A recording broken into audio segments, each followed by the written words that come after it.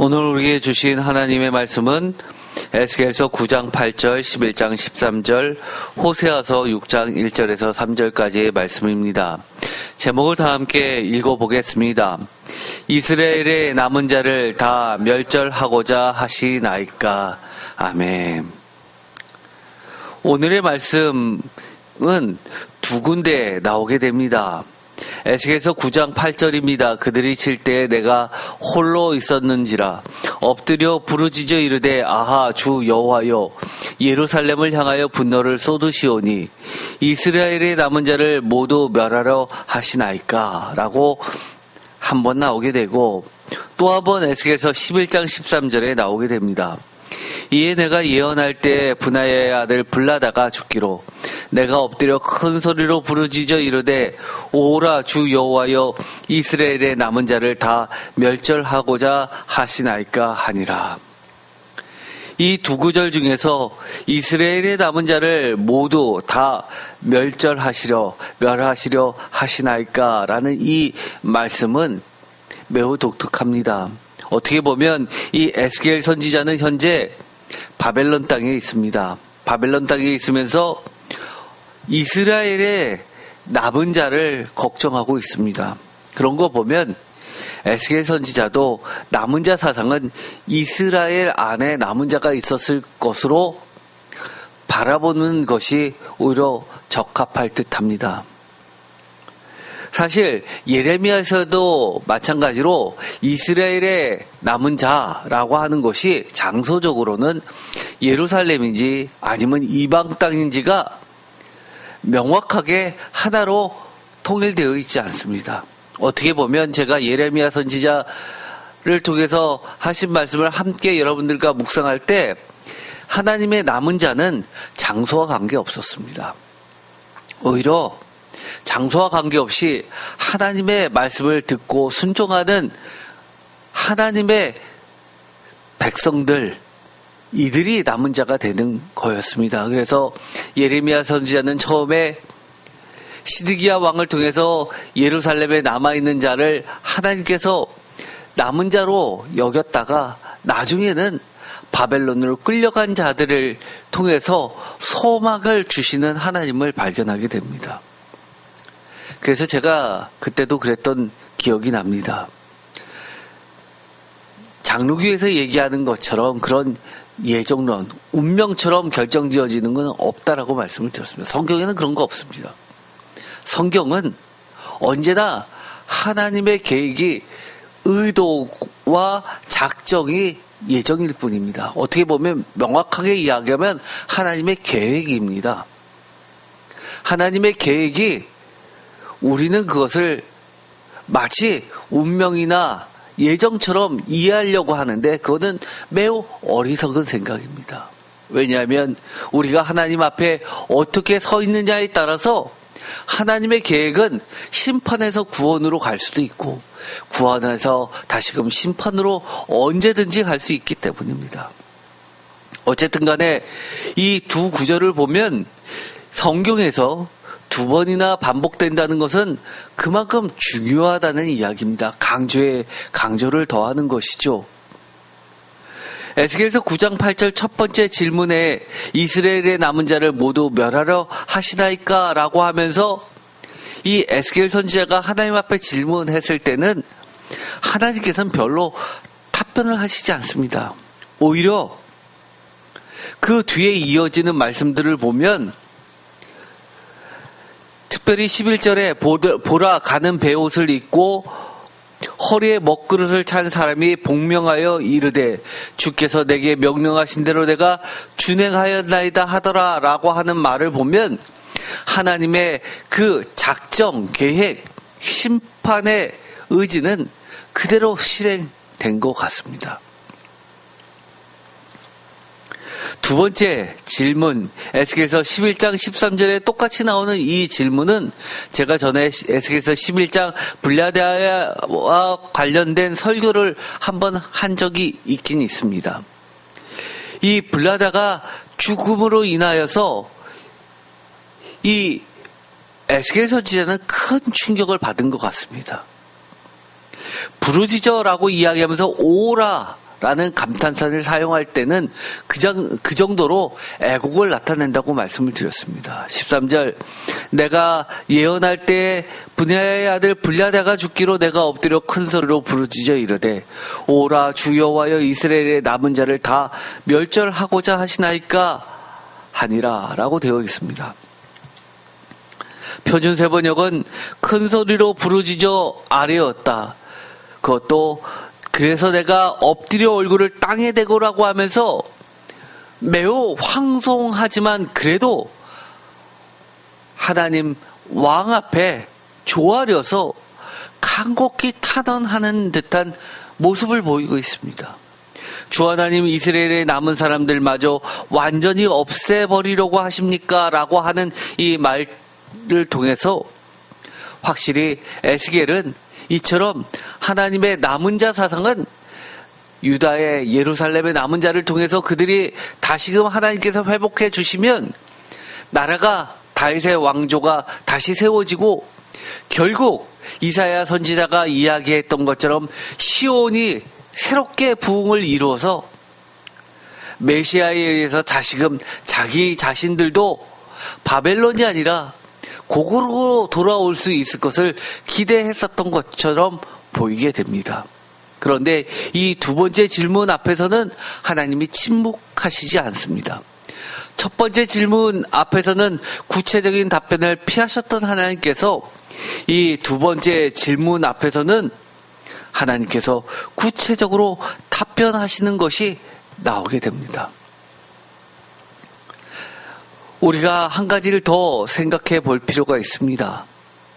하나님의 답변이 사실은 이 심각한 이 질문을 바라보게 되는 어떻게 보면 렌즈와 같은 그런 열쇠가 되고 있습니다.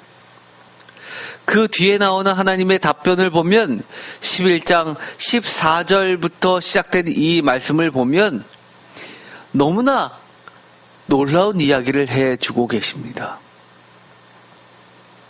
특별히 16절에 이런 말씀이 나옵니다. 그런즉 너는 말하기를 주 여호와의 말씀에 내가 비록 그들을 멀리 이방인 가운데로 쫓아내어 여러 나라에 흩었으나 그들이 도달한 나라들에서 내가 잠깐 그들에게 성소가 되리라 하셨다 하고, 하나님의 성소가 어디입니까? 예루살렘인데도 불구하고 내가 잠깐 그들에게 성소가 되리라, 흩어진 나라 바벨론에서 성소가 되어 주시겠다고 하신 이 약속은 건물이 지어지는 것으로 상상할 수 있겠지만 하나님은 더 깊은 뜻, 하나님께서 친히 마치 요한계시록에서처럼 성소가 되어 주신다고 약속까지 해주시는 소망의 하나님을 만나게 되는 겁니다. 그런데 이 에스겔이 이처럼 두 번이나 하나님 앞에서 질문하는 이 질문을 보게 되면 어떻게 보면 왜 이렇게 봉창 터지는 질문을 하게 될까라는 겁니다. 남은 자를 다 멸절하고자 하시나이까라는 이 질문을 왜 하냐는 겁니다. 두 가지 의미로 볼 수가 있죠. 첫 번째는 긍정적으로 해석한다면 백성들 입장에서 하나님의 긍휼하심을 간청드리는 겁니다. 그런데 두 번째, 부정적으로 해석한다면 에스겔은 하나님의 심판에 대한 멸절당할 정도의 심각한 우려를 드러내고 있다는 겁니다. 한마디로 걱정이 먼저 앞섰다는 겁니다. 첫 번째 긍정적으로 본다면 그래도 하나님께서는 설마 다 멸절하시겠어? 그래도 하나님께서 긍휼을 베풀어 주시지 않으시겠어? 라는 기대치가 단 1%만이라도 남아있을 것 같은데 두 번째 질문에는 그마저도 사라질 정도로 정말 하나님이 이렇게 하시면 어떻게 합니까? 라고 하는 그런 심정이라는 겁니다. 아무리 그렇다 치더라도 이것까지는 아니지 않느냐라는 하나님에 대한 또는 하나님이 결정하신 그 심판에 대한 이해 부족, 이런 인지 부조화 속에 놓인 신앙인의 갈등을 그대로 드러낸다고 할 수 있습니다.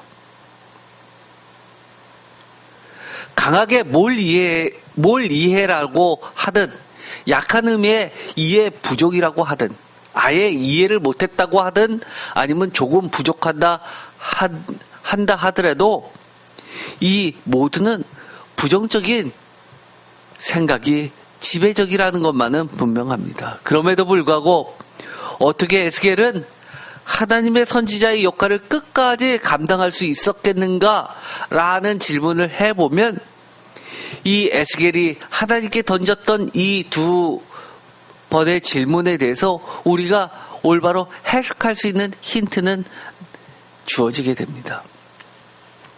하나님의 크신 뜻과 신실하심에 대한 이해 부족에서 오는 신앙적 갈등은 신앙인이라면 늘 맞닥뜨려야 하는 신앙 문제입니다.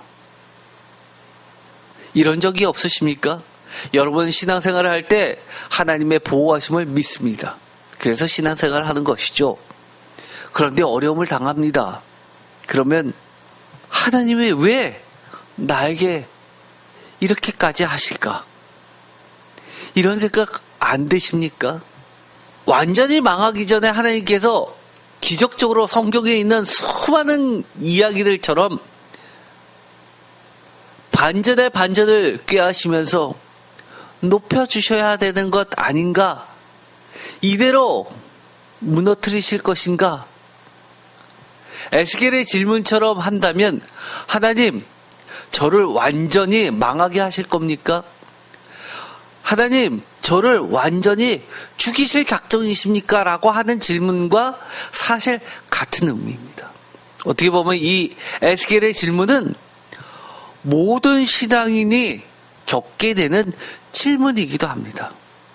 사실 이 질문의 배경은 불신앙에 가증한 25명의 예루살렘 권력 최고위층들, 즉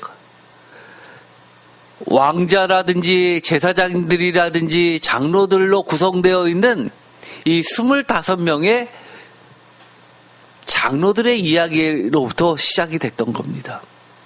한마디로 이야기하면 이거죠. 심지어 장로들마저 더 나가서 뭐였습니까? 심지어 성전에서까지 너희들이 감히 어느 안전이라고 하나님 앞에서 가증한 일을 하지?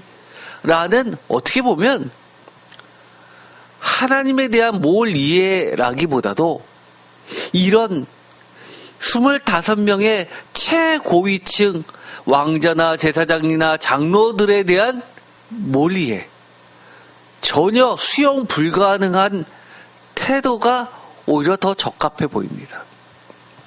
에스겔서 11장 1절 그때 주의 영이 나를 들어올려서 여호와의 전 동문 곧 동양한 문에 이르시기로 보니 그 문에 사람이 25명이 있는데 내가 그 중에서 아스르의 아들 야하사냐와 분야의 아들 블라다를 보았으니 그들은 백성의 고관이라. 원어로는 왕자라고 번역하고 있죠.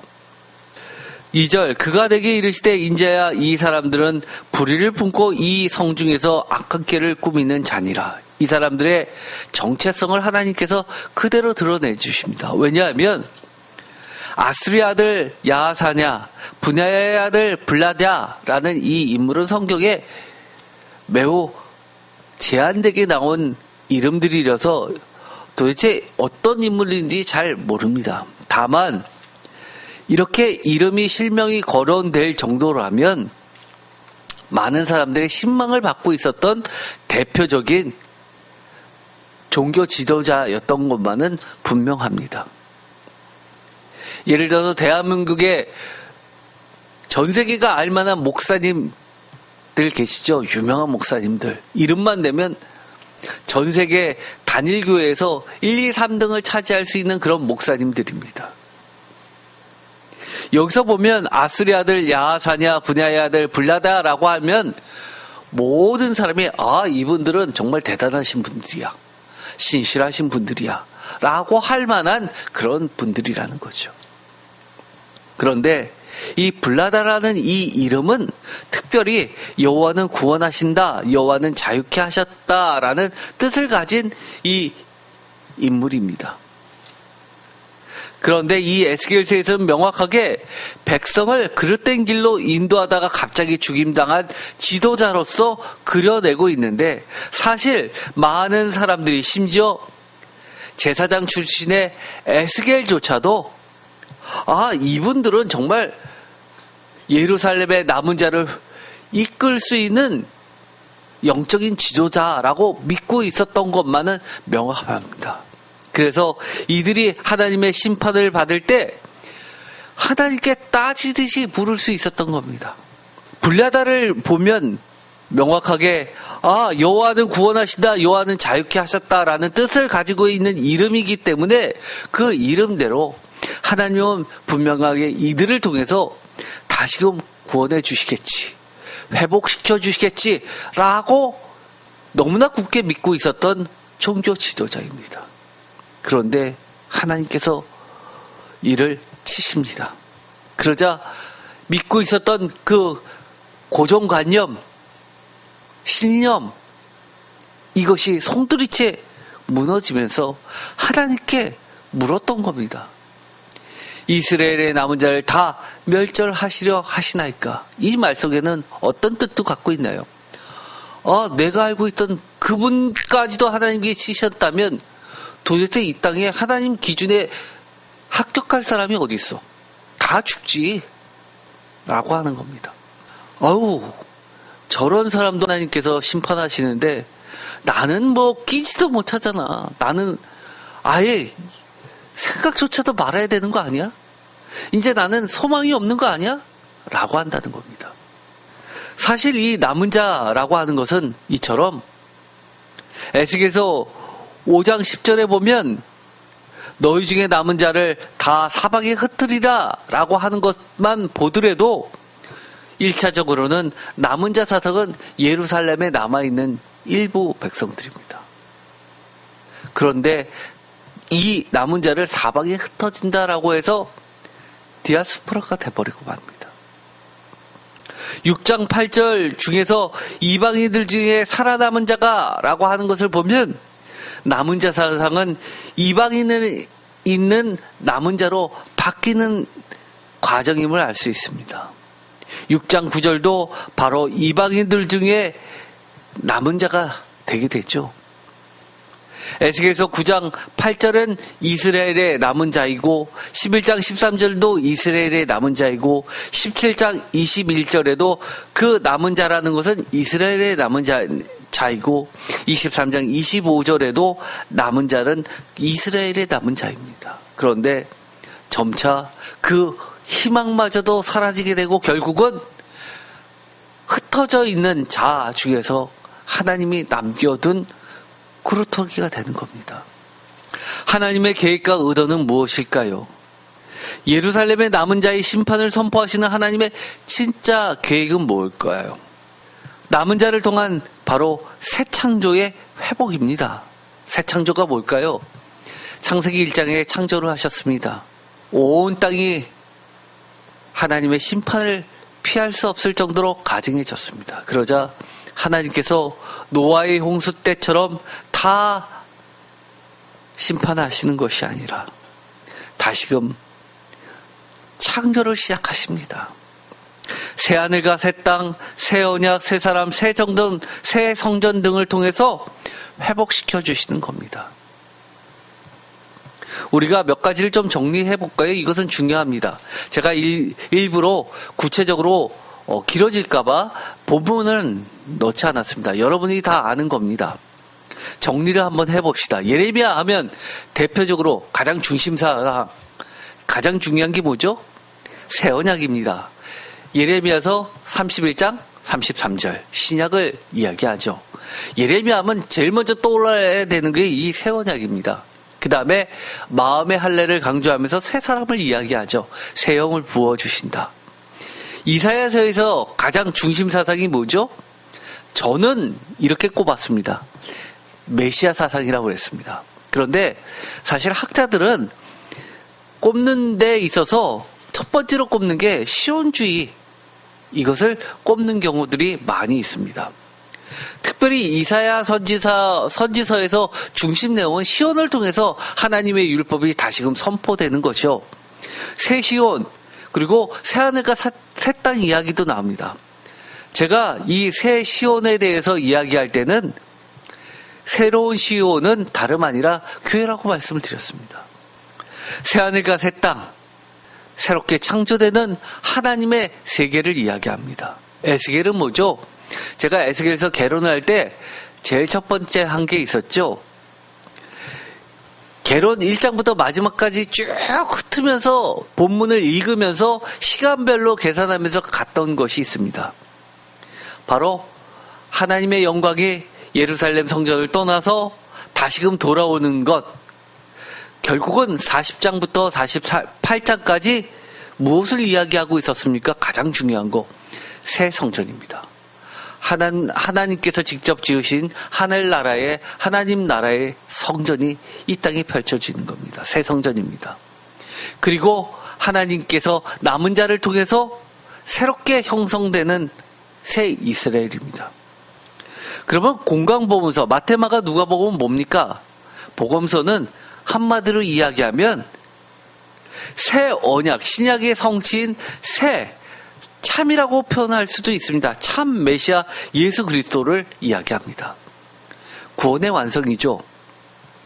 요한복음은 뭡니까? 요한복음은 1장부터 가면 로고스 이야기를 하죠. 그리고 나서는 가나의 포도원 잔치까지 계속해서 숫자를 셉니다. 날짜를 세죠. 그건 뭡니까? 창세기 1장처럼 바로 새 창조를 이야기합니다. 그리고 새 생명, 영원한 생명을 주시고 요한복음에 있는 이야기가 있죠. 바로 보혜사 성령 새 영의 이야기를 합니다. 그리고 요한복음의 또 특징, 새 성전인 예수 그리스도의 몸, 부활하신 몸을 요한복음에서 이야기합니다. 3일 만에 다시 세우리라. 이것이 중요한 요한복음의 특징입니다.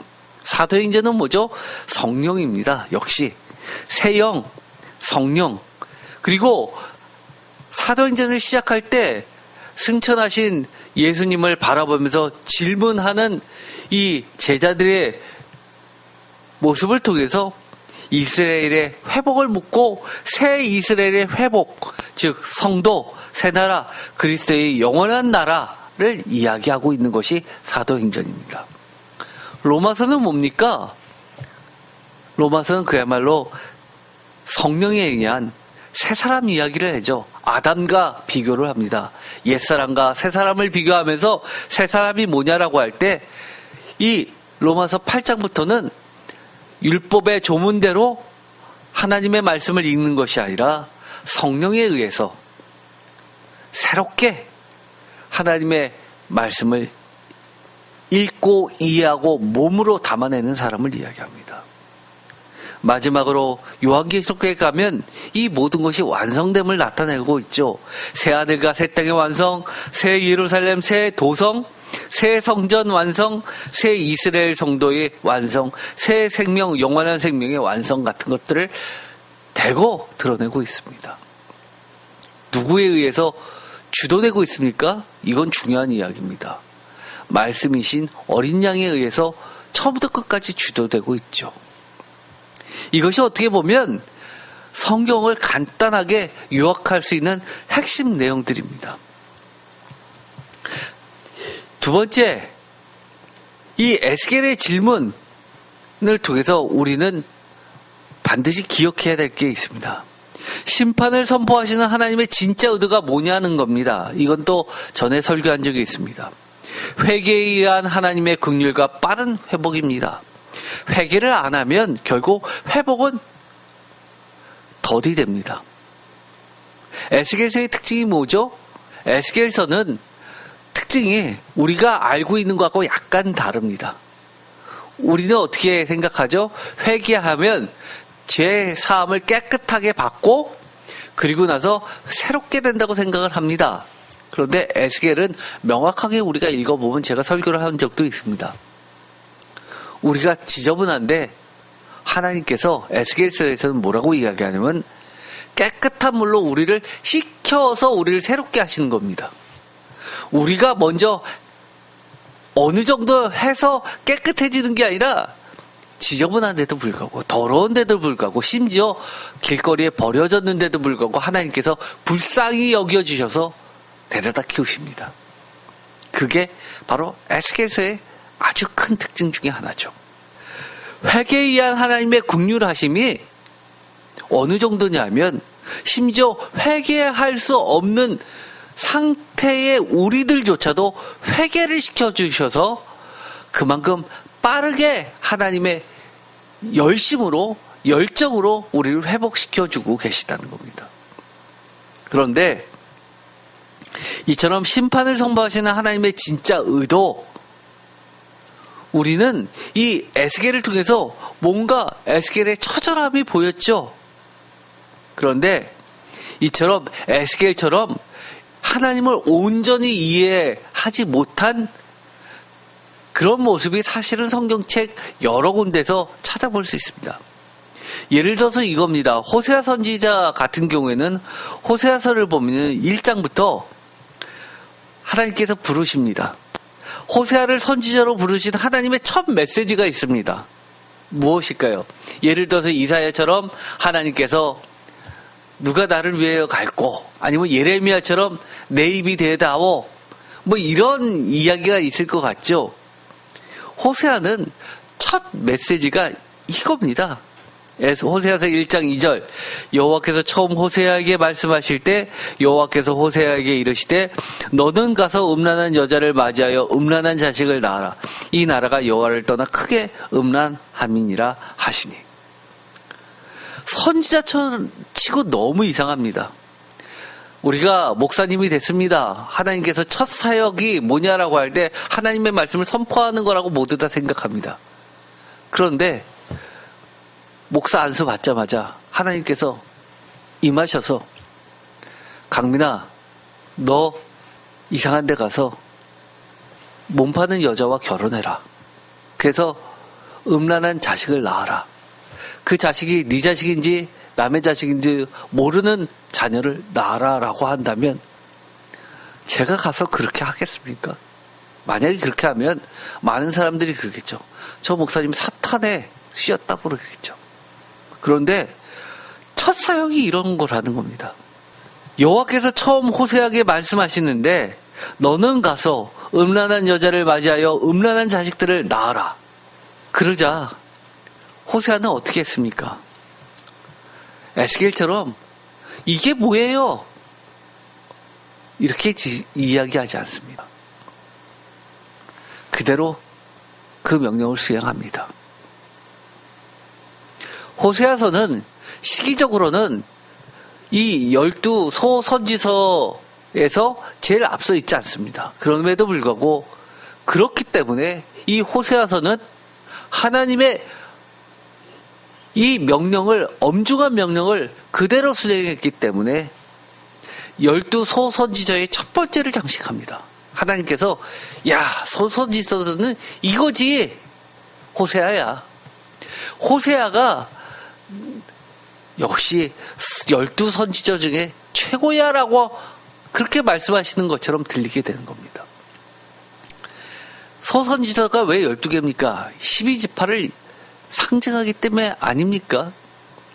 그런데 이 호세아에서 정말 가슴 벅찬 호세아의 외침이 있습니다.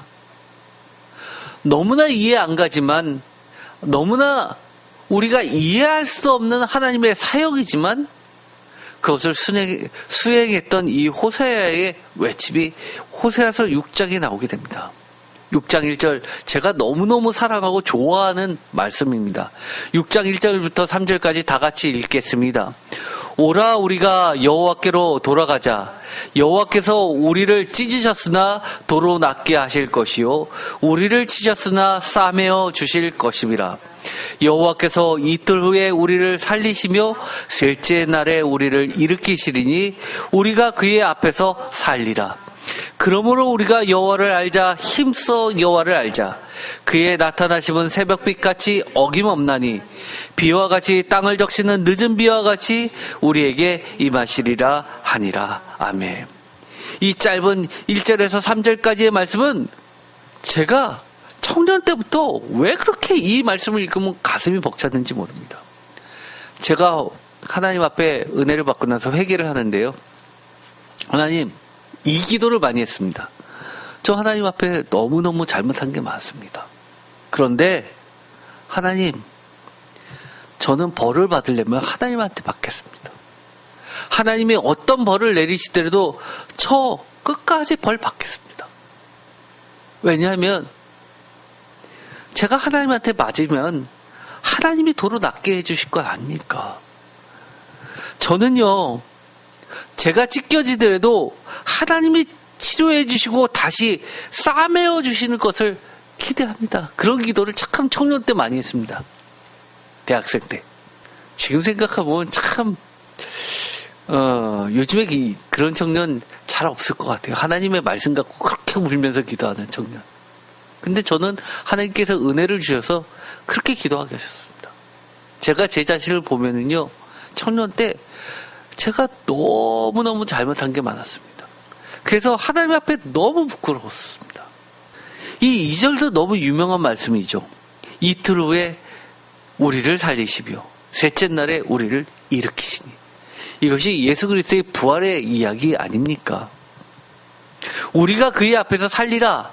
사실 이 호세아에서 6장 2절의 말씀은 바울이 이야기한 거와 마찬가지입니다. 예수 그리스도께서 장자의 첫 열매가 되신 것처럼 맥주제의 초실절이 돼서 부활하셨던 것처럼 우리도 마지막 때 다시 살림을 받을 것이다 라고 이야기한 겁니다. 우리가 그의 앞에 살리라. 하나님 앞에서, 예수 그리스도 앞에서 다시 살 수 있다고 이야기했습니다. 이 3절은 제가 너무너무 사랑하는 구절이죠. 우리 세인교회의 표이기도 했습니다. 우리가 여호와를 알자, 힘써 여호와를 알자라는 표였죠.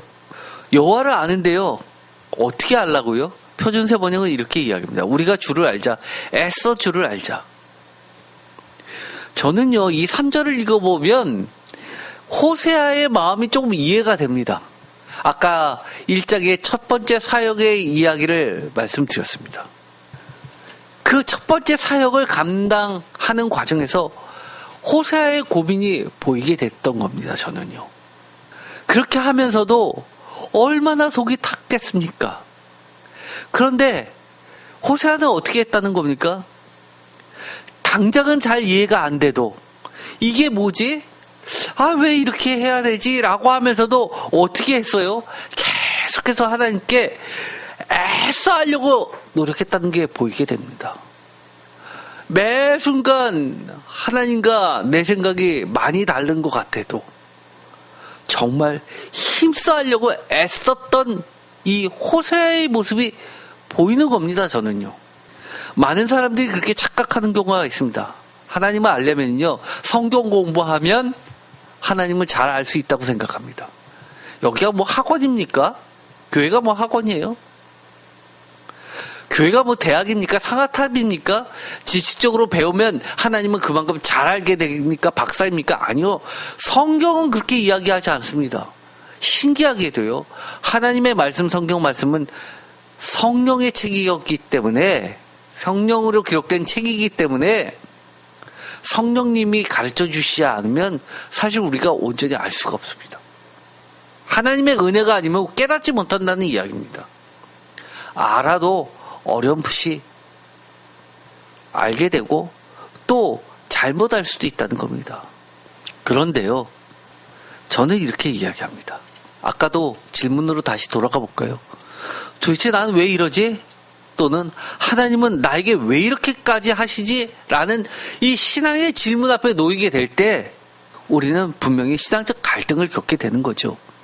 하나님의 크신 뜻과 신실하심에 대한 이해 부족에서 오는 신앙적 갈등은 신앙인이라면 누구나 겪게 되는, 늘 항상 계속해서 반복적으로 맞닥뜨려야 하는 신앙 문제이기 때문입니다. 이럴 때 우리 어떻게 해야 됩니까? 성경에서 신앙의 선배들은 어떻게 했는지 찾아봐야죠. 나는 어떤가?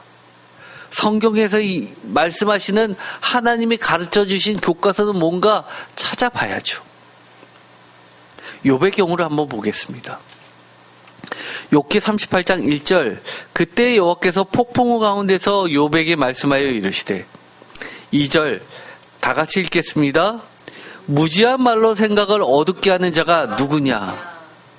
우리가 가끔은요 하나님이 이해 안 된다고 기도한다고 아니면 질문한다고 아니면 하나님을 떠나고 하나님한테 대든다고 너무 무지한 말로 자신의 생각이 어두워진 채로 그렇게 막말하는 경우가 많습니다. 내가 누구에게 무지하고 헛된 말로 내 지혜를 의심하느냐라고 하나님이 질책하십니다. 그러면서 3절 너는 대장부처럼 허리를 묶고 내가 내게 묻는 것을 대답할지니라 라고 질문하시죠. 또 욥기 40장 2절에 보면 이렇게 이야기하십니다. 트집 잡는 자가 전능자와 다투겠느냐 하나님을 탓하는 자는 대답할지니라. 욥은 계속해서 하나님 앞에 항변했었던 겁니다. 저 의로운 욥 아닙니까? 당대의 의인 아닙니까? 그런데 제가 왜 이런 고통을 당해야 됩니까? 하나님은 왜 저한테 이렇게까지 하셔야 됩니까? 트집 잡는 자라는 것을 이렇게 표준세 번역은 번역합니다. 전능한 하나님과 다투는 욥아라고 이야기합니다. 심지어 이렇게 이야기합니다. 표준세 번역으로 다 함께 읽어보겠습니다. 전능한 하나님과 다투는 욥아 내가 나를 꾸짖을 셈이냐 내가 나를 비난하니 어디 나에게 대답해 보아라. 어떻게 하셨다고요? 욥이 하나님을 꾸짖었다고 이야기합니다. 감히 더더욱이 나가서 비난했다고 이야기합니다. 그러자 3절에 욥이 여호와께 대답하여 이르되 보소서 4절 나는 비천하오니 무엇이라 주께 대답하리이까 손으로 내 입을 가릴 뿐이로소이다. 5절 내가 한번 말하였사온즉 다시는 더 대답하지 아니하겠나이다. 6절 그때 여호와께서 폭풍 가운데서 욥에게 일러 말씀하시되 다시 말씀해 주십니다. 이 4절 무엇으로 주께 대답하리오리까 손으로 내 입을 가릴 뿐이로소이다 라고 하는 이 구절은 종교철학 교수가 욥에 대한 주석을 쓰면서 이 구절을 제목을 다른 것이 있습니다. 그 정도로 이 4절은 유명한 말씀이죠. 우리 모두는 하나님 앞에 입을 손으로 가릴 뿐이라는 존재라는 겁니다. 사실 이 4절의 말씀은 매우 다층적인 그리고 다양한 해석을 낳는 구문입니다. 그래서 종교철학 교수님이 은퇴하시면서 이 구절을 가지고 책을 썼을 정도이죠. 매우 다양하게 해석될 수 있는 오픈북의 대표적인 본문입니다. 어떻게 보면 이렇게도 답변할 수 있는 거죠. 왜 손으로 내 입을 가립니까? 나는 비천하다 라는 이 말은 아유 내가 어떻게 하나님하고 싸워서 이깁니까? 하나님 세요. 하나님 1등 나 꼴등. 그러니 하나님 마음대로 하세요. 나 못해요. 내가 어떻게 하나님 앞에 입을 놀립니까? 죽으려고요? 아유 저는 그렇게 못합니다. 알아서 하세요. 라고도 해석할 수 있고요. 또는 겸손하게 하나님 죄송해요. 제가 함부로 하나님 앞에 입 놀렸던 거 용서해 주세요. 라고도 해석할 수 있는 본문입니다. 매우 다양하죠. 그런데 욥기 42장에 가면 완전히 달라진 모습을 보게 됩니다. 욥기 42장 5절 내가 주께 대하여 다 같이 읽겠습니다. 귀로 듣기만 하였사오나 이제는 눈으로 주를 배움나이다. 6절 그러므로 내가 스스로 거두어 드리고 티끌과 제 가운데에서 회개하나이다. 아멘. 이게 어디에 나온 얘기예요? 42장 가서 나온 이야기입니다. 그렇다는 이야기는 이 40장의 4절에 있는 이 욥의 말은 42장의 이 말과 다소 뉘앙스가 다르다는 이야기죠. 온전한 회개는 어디 가서 한다는 얘기예요? 욥기 42장에 가서 하는 이야기입니다. 즉 40장과 41장의 하나님의 말씀을 듣고 나서 비로소 이렇게 고백하는 겁니다. 42장 5절 내가 주께 대답하여 귀로 듣기만 하였으나 이제는 눈으로 주를 배웁나이다. 표준세 번역은 주님이 어떤 분이시라는 것을 지금까지는 제가 귀로만 들었습니다. 그러나 이제는 제가 제 눈으로 주님을 뵙습니다. 6절 그러므로 내가 스스로 거두어드리고 티끌과 제 가운데서 회개하나이다. 그러므로 저는 제 주장을 거두어드리고 티끌과 잿더미에 앉아서 회개합니다. 귀로만 듣기로 했다. 이제는 눈으로 주를 배웠다. 어떤 차이가 있나요? 그 주석서에서 이렇게 이야기합니다. 귀로만 듣기만 했던 신앙. 대표적인 게 뭐죠? 선지서를 들어라. 또 토라죠.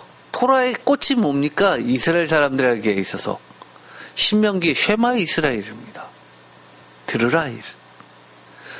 듣기만 했던 선저로부터 배워왔던 신앙이었습니다. 그런데 이제는 눈으로 주를 배웁니다. 눈으로 본다라고 하는 것은 실제 만난다, 경험한다의 이야기입니다. 내가 어릴 때는 이렇게 하나님에 대해서 배워왔고 신앙교육을 받아왔는데 실제로 하나님을 진짜 만나보니 신앙적으로 경험해보니 아, 하나님은 이런 분이었군요 라고 새롭게 알게 됐다는 겁니다. 전에는 깨닫지 못했던 그 부분까지도 이제는 말로는 다 표현 못해도 명확하게 알게 됐다는 겁니다. 여러분 그게 무슨 소리입니까? 여러분은 안다고 다 말로 표현할 수 있습니까? 아니요. 그렇잖아요. 저는 제 아내에 대해서 다 말로 표현 못합니다.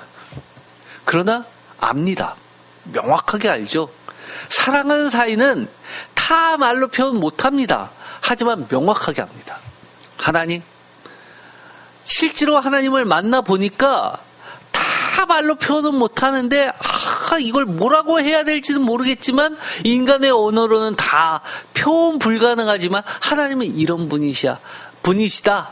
하나님은 이런 분이시구나 라고 알게 되는 진짜 하나님을 만나는 사건이 있다는 겁니다. 그러자 갑자기 이야기가 단절된 듯이 뚝 잘라서 이렇게 결론을 내리십니다. 7절 여호와께서 욥에게 이 말씀을 하신 후에 여호와께서 대만 사람 엘리바스에게 이르되 내가 너와 내 두 친구에게 노하나니 이는 너희가 나를 가리켜 말한 것이 내 종 욥의 말같이 옳지 못합니다. 이 개역개정은 욥의 말도 옳지 못했지만 너희 말도 옳지 못했다. 둘 다 패 이렇게 이야기하는 게 아니라 표준세 번역은 이렇게 이야기합니다. 너희가 나를 두고 말할 때에 내 종 욥처럼 옳게 말하지 못하였기 때문이다. 욥승 너희들 패 이렇게 해주시는 겁니다. 8절 그런즉 너희는 수소 7과 순양 7을 가지고 내 종 욥에게 가서 너희를 위하여 번제를 드리라. 내 종 욥이 너희를 위하여 기도할 것인즉 내가 그를 기쁘게 받으리니 너희가 우매한 만큼 너희에게 갚지 아니하리라. 이는 너희가 나를 가리켜 말한 것이 내 종 욥의 말같이 옳지 못함이라. 내 종 욥처럼 옳게 말하지 않고 어리석게 말하였지만 내가 그대로 갚지는 않을 것이다 라고 표준세 번역은 번역합니다. 그런데 8절을 보면 참 재미난 게 있습니다. 하나님이 너희들은 잘못해서 회개해 그러면 내가 용서해 줄게 라고 얘기하시는데 조건이 있습니다. 어떻게 해요? 수소 7과 수장 7 제사장은 수소 한 마리를 드립니다. 근데 수소 7을 드리랍니다. 수량 7을 드리라고 합니다. 그거를 어떻게 해요? 욥에게 가지고 가서 욥이 너희들을 위하여 번제를 드리게 하십니다. 너희들이 수소 7과 수장 7을 가지고 와서 나한테 드려라 라고 하는 게 아닙니다. 욥에게 줘서 욥이 너희들을 위해서 내게 용서를 구하면 내가 용서해 줄게 라고 이야기하십니다. 멋지죠? 한마디로 이겁니다. A라는 사람이 저를 괴롭혔습니다. 너무너무 괴롭혔습니다. 완전히 인격살인에 피폐해졌습니다. 그런데 하나님께서 이렇게 이야기해 주시는 겁니다. 너 이강민이 하나님에게 용서해달라고 부탁하면 내가 용서해주고 그렇지 않으면 절대 용서 안 해. 이러시는 겁니다. 너의 운명 누구한테 지금 달려있어? 이강민한테 달려있는 거야. 어이없죠? 욥이 뭐 제사장입니까? 대제사장입니까? 그런 거 아니잖아요. 그런데 하나님의 이 결론은 특이합니다. 지금까지 알고 있었던 욥이 들어왔던 그런 하나님 아닙니다. 심지어 하나님은 욥에게 야단쳤습니다. 네가 날 비난했어? 무지한 말로 나한테 그렇게 대들었어? 그랬는데 욥을 지켜 세워주십니다. 완전한 회복이시죠. 우리가 얼만큼 하나님에 대해서 압니까? 욥처럼 하나님을 온전히 알게 되기까지 우리는 견딜 수가 있을까요? 그 과정 못 견딜 것 같습니다. 저는 자신 없어요. 그렇게 해서 그런 과정을 다 겪어야지만 하나님을 안다라고 하면 하나님 그렇게까지는 못 알으려고 할 것 같아요. 전 솔직한 심정입니다. 여러분 그렇게까지 하나님을 알고 싶으세요? 자신 없잖아요. 그런데 호세아는 뭐라고 이야기합니까? 힘써 애써 알라고 합니다.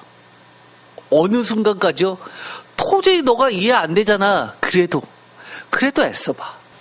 하박국의 경우는 우리가 너무너무 좋아하는 말씀이죠. 감동적입니다. 하박국 2장 1절 내가 내 파서하는 곳에 서며 성루에 서리라. 그가 내게 무엇이라 말씀하시는지 기다리고 바라보며 나의 질문에 대하여 어떻게 대답하실는지 보리라 하였더니 여호와께서 내게 대답하여 이르시되 너는 이 묵시를 기록하여 판에 명백히 새기되 달려가면서도 읽을 수 있게 하라. 3절 이 묵시는 정한 때가 있나니 그 종말이 속히 이르겠고 결코 거짓되지 아니하리라. 비록 더딜지라도 기다리라. 지체되지 않고 반드시 응하리라. 하나님께 간절히 원했습니다. 하나님께 질문을 합니다. 중요한 질문입니다. 그런데 기껏 답변이 뭐라는 겁니까? 종말이 속히 이르겠다는 겁니다. 내가 원했던 질문 아닙니다. 내가 원했던 답변 아닙니다. 그런데 이 3장에 가면 이렇게 하박국이 갑자기 찬양을 합니다. 17절 비록 무화과 나무가 무성하지 못하며 포도나무에 열매가 없으며 감람나무에 소출이 없으며 밭에 먹을 것이 없으며 우리의 양이 없으며 외양간에 소가 없을지라도 비록 못하며 없을지라도 18절 다 같이 읽겠습니다. 나는 여호와로 말미암아 즐거워하며 나의 구원의 하나님으로 말미암아 기뻐하리로라. 주 여호와는 나의 힘이시라. 나의 발을 사슴과 같게 하사 나를 나의 높은 곳으로 다니게 하시리로다. 이 노래는 지혜하는 사람을 위하여 내 수급에 맞춘 것이냐. 이렇게 해서 끝이 납니다. 때로는 이해할 수 없죠. 그러나 하나님은 이렇게 끝내주십니다. 나는 여호와로 말미암아 즐거워하며 나의 구원의 하나님으로 말미암아 기뻐하시게 해주시는 분이 바로 하나님입니다. 주 여호와는 나의 힘이십니다. 예수님의 경우는 어떠셨을까요? 마가복음 14장 36절 이르시되 아빠 아버지여 아버지께서 모든 것이 가능하나 이 잔을 내게서 옮기시옵소서. 그러나 나의 원대로 마시옵고 아버지의 원대로 하옵소서 하시고. 다 아는 구절이죠. 위 세 가지 예를 통해서 보면 하나님에 대한 최종 고백들, 결국 예수님은 어떻게 하셨어요? 아버지의 원대로 해달라고 그렇게 기도로 마치시면서 십자가를 지시는데, 결국은 이 세 가지 예를 보면 하나님에 대한 최종 고백들이 다 어땠다는 겁니까? 힘센 하나님의 절대임에 대한 선택권 없는 연약한 인간의 굴복인가요? 그나마 그렇게라도 순종이라도 해야지만 구원이라는 것을 마지막으로 기대할 수 있기 때문인가요? 예수님이 그런 차원인가요? 나는 싫어요라고 하고 싶은데, 그러면 혹시나 하나님이 나를 구원해 주시지 않으실까봐 걱정돼서 그래도 주님의 원대로 하세요라고 해야지만 내가 마지막으로 그나마 살림을 당하지 않을까라는 마지막 희망인가요? 절대 아니죠. 우리 눈에 보기에 받아들일 수도 없고 이해 불가능하다 하더라도 하나님에 대한 참된 이해, 온전한 이해의 스승은 바로 뭐라는 겁니까? 예수님을 통해서도, 호세아를 통해서도, 욥을 통해서도, 믿음과 순종을 통해서 하나님의 참뜻을 발견하게 되고 참 좋으신 하나님을 인격적으로 만나서 눈으로 직접 보고 배웠고 경험적 신앙으로 고백하게 되는 신앙으로 나아가게 된다는 겁니다. 하나님을 힘써 알게 되는 것, 결론적으로 하나님을 온전히 알게 되는 것, 지식으로 알게 됩니까? 아니요, 그렇잖아요. 믿음과 순종이 교사입니다. 믿음과 순종을 통해서 신실하신 하나님을 만나게 되는 겁니다. 그 하나님은 내가 귀로만 듣던 하나님이 아니라 직접 만나게 되는 인격적인 하나님은 어떤 하나님이세요? 무섭기만 한 엄격한 하나님이 아니라 정말 좋으신 하나님, 정말 선하신 길로 인도하시는 하나님, 나의 약함을, 연약함을 누구보다도 잘 아시는 하나님. 욥한테 조금만 더 강하게 밀어붙여졌으면 욥은 졌을 겁니다. 그런데 갑자기 뚝 사탄과의 내기를 끝내시면서 다 내기판을 들어 엎으시면서 욥이 질 것 같으니까 욥승 이렇게 해서 끝내시는 하나님입니다. 제가 욥기 설교를 할 때 그렇게 말씀을 드렸죠. 하나님은 뒷전으로 계신 것 같지만 사실은 하나님은 사탄과의 내기에서 어떻게 되셨어요? 이제부터는 욥과 하나님은 공동 운명체가 되신 겁니다. 욥이 지면 하나님들 지는 겁니다. 그래서 하나님은 마치 동떨어져 있는 것 같지만 누구보다도 이 욥을 응원하고 계셨습니다. 욥이 이겨야지만 하나님이 이기시는데, 하나님이 사탄한테 증명해 보이실 수 있는데 욥이 질 것 같으니까 판을 엎으시면서까지도 욥을 보호해 주십니다. 욥의 연약함을 누구보다도 잘 압니다. 당대 의인이라고 모두가 욥 최고야라고 할 때도 하나님은 욥은 깨지기 쉬운데, 욥은 이렇게 하면 못 버티는데 너무나 잘 알고 계십니다. 우리 하나님을 알면 얼마나 압니까? 에스겔처럼 우리가 그렇게 하나님께 질문하시는 적은 없습니까? 이스라엘의 남은 자를 다 멸절하고자 하시나이까? 하나님, 저는 정말 저 못 버티겠어요. 저 계속 이렇게 놔두실 거예요? 왜 이러세요? 하나님, 좀 구원 좀 해주시지. 전 사실 이런 기도 너무너무 많이 합니다. 왜냐하면 제가 너무 약하거든요. 힘이 없거든요. 저 믿음 그렇게 세지 않거든요. 제 믿음 뭐라고 그랬어요? 하나님의 신실하심을 붙잡는 믿음일 뿐입니다. 그게 진짜 믿음이죠. 나는 힘이 없지만, 나는 볼품 없지만, 나는 없는 믿음 같지만 나보다도 나를 더 살아가시는 그 하나님의 신실하심을 믿는, 의지하는, 붙잡는 믿음입니다. 저는요, 여러분께서 저와 같은 고민을 하셨다라면, 에스겔서와 같이 에스겔처럼 그런 질문을 하나님께 했다면, 에스겔이 왜 끝까지 사역을 감당할 수 있었는지 한번 생각해 보세요. 그렇게 끝까지 할 수 있었던 건 하나님께서 해 주셨기 때문에 가능한 겁니다. 에스겔이 대단해서 한 게 아닙니다. 우리가 호세아처럼 하나님을 좀 힘써 알았으면 좋겠습니다. 적당히가 아니라요, 정말 죽을 힘을 다해서 이틀날에, 그리고 3일날에는 온전히 세우시는, 그래서 하나님 앞에서 영원히 함께 살리시는 그 하나님을 만나게 되기를 간절히 축원드립니다. 기도하고 마치겠습니다. 하나님 감사합니다. 우리가 신앙생활을 한다고 하지만 때로는 이해 안 갈 때가 많습니다. 너무나 어렵기 때문입니다. 세상에 살면서 견디기 너무 힘듭니다. 하나님 신앙생활 좀 잘하려고 하는데 하나님의 말씀대로 신앙생활 하려고 그러는데 왜 그렇게 안 됩니까? 왜 이렇게 어렵습니까? 왜 이렇게 방해가 많습니까?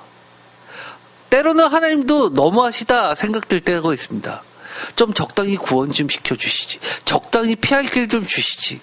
왜 그렇게 하나님은 모른 척 하시는지 답답할 때도 있습니다. 그러나 우리가 신앙의 선배들이 성경에서 우리에게 가르쳐 주신 것처럼 호세아 선지자처럼 욥처럼 하박국 선지자처럼 예수님처럼 그렇게 참된 하나님을 진짜로 인격적으로 만나게 해 주옵소서. 하나님께서 우리를 다시 세워주십니다. 영원히 살려주십니다. 죽이는 게 아니라 영원히 살려주십니다. 그런 하나님을 찬양하게 하여 주옵소서. 증거하게 하여 주옵소서. 예수 그리스도의 이름으로 기도드립니다. 아멘.